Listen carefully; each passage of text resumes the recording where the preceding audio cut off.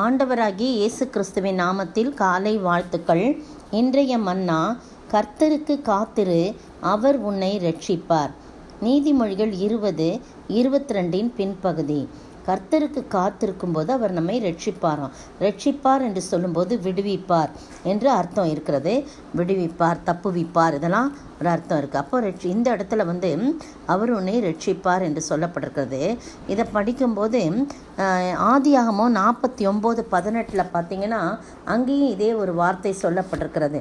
அங்கே யாக்கோபு தன்னுடைய பிள்ளைகளெல்லாம் கூப்பிட்டு எல்லாரையும் ஆசீர்வதிக்கிறாரு. கடைசி நாட்களில் அவர் அந்த பிள்ளைகளெல்லாம் கூப்பிட்டு கடைசி நாட்கள் நடக்கும் காரியங்களெல்லாம் அறிவிக்கிறாரு. அப்படி அறிவிக்கும்போது 18ஆம் வசனம் பாருங்கள். கர்த்தாவே உம்முடைய ரட்சிப்புக்கு காத்திருக்கிறேன் அப்படின்னு சொல்கிறார். தானை ஆசீர்வச்சிட்டு அடுத்தது காத்து ஆசீர்வதிக்க போகிறாரு.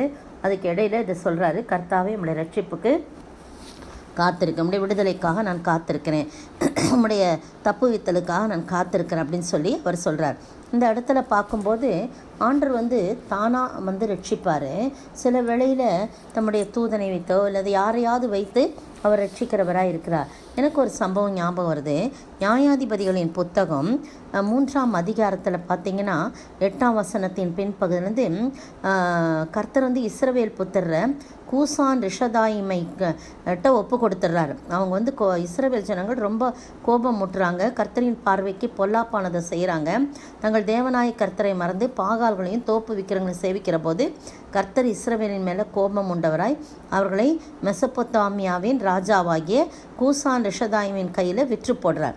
8 வருஷம் அவங்களுக்கு அடிமைப்பட்டிருக்கிறாங்க இஸ்ரவேல் புத்திரர். அப்போ இஸ்ரவேல் புத்திரருக்கு புத்தி வருது. கர்த்தரை நோக்கி கூப்பிடுறாங்க. 9ஆம் வசனம் பாருங்கள். இஸ்ரவேல் புத்திரர் கர்த்தரை நோக்கி கூப்பிட்ட போது கர்த்தர் இஸ்ரவேல் புத்திரரை ரட்சிக்கும்படி காலேபின் தம்பியான கேனாசுடைய குமாரனாகிய ஒத்னியேல் என்னும் ஒரு இரட்சகனை அவர்களுக்கு எழும்ப பண்ணினார். பாருங்கள், இரட்சகன்னா விடுதலை செய்பவன், அப்போ விடுவிக்கிறவன் என்ற அர்த்தம் இல்லையா? அப்போ ரட்சிப்பார் என்பது விடுவிப்பார். அப்போ இவங்க அடிமைத்தனத்தில் இருக்காங்க. கர்த்தரை நோக்கி கூப்பிடுறாங்க. கூப்பிட்ட உடனே என்ன நடக்குதாங்க அப்படின்னு சொல்லும்போது அங்கே ஆண்டவர் அவர்களை ரட்சிக்கும்படியா அவங்களை கூப்பிட்டாங்களே. சரி, உடனே இரக்கம் பாராட்டுறார். பாருங்க, அவங்க அவ்வளோ கோபம் மூட்டி அவ்வளோ கஷ்டப்படுத்தினாங்க.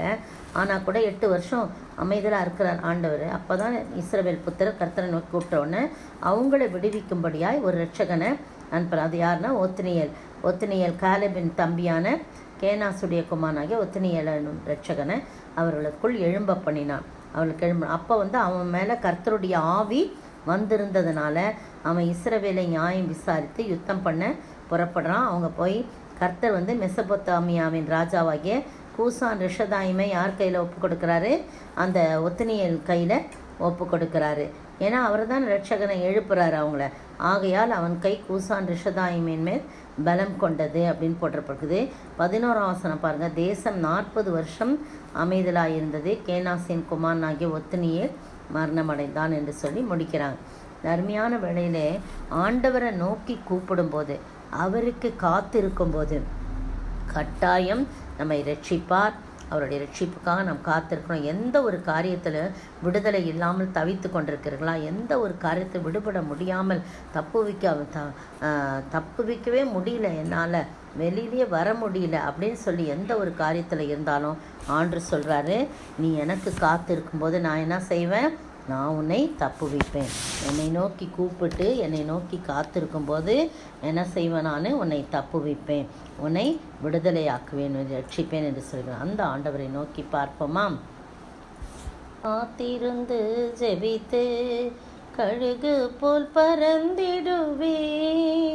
காத்திருந்து ஜெபித்து கழுகு போல் பறந்திடுவேன். உத்தமனாய் ஜீவியம் செய்திடுவேன். நான் உத்தமனாய் ஜீவியம் செய்திடுவேன். அவர் வருகைக்கு ஆயத்தமானேன், அவர் வருகைக்கு ஆயத்தமானேன்.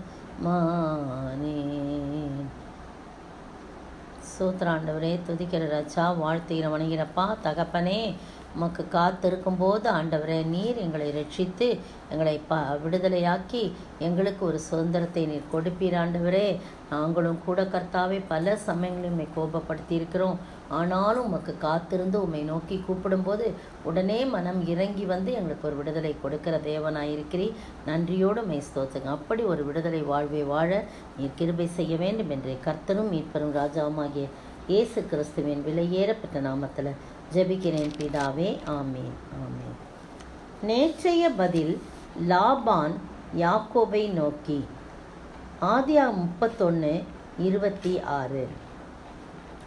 இன்றைய கேள்வி, மலடியாய் இருந்த தன் மனைவிக்காக யார் கர்த்தரை நோக்கி வேண்டுதல் செய்தான்? மலடியாய் இருக்கிற தன் மனைவிக்காக யார் கர்த்தரை நோக்கி வேண்டுதல் செய்தான்?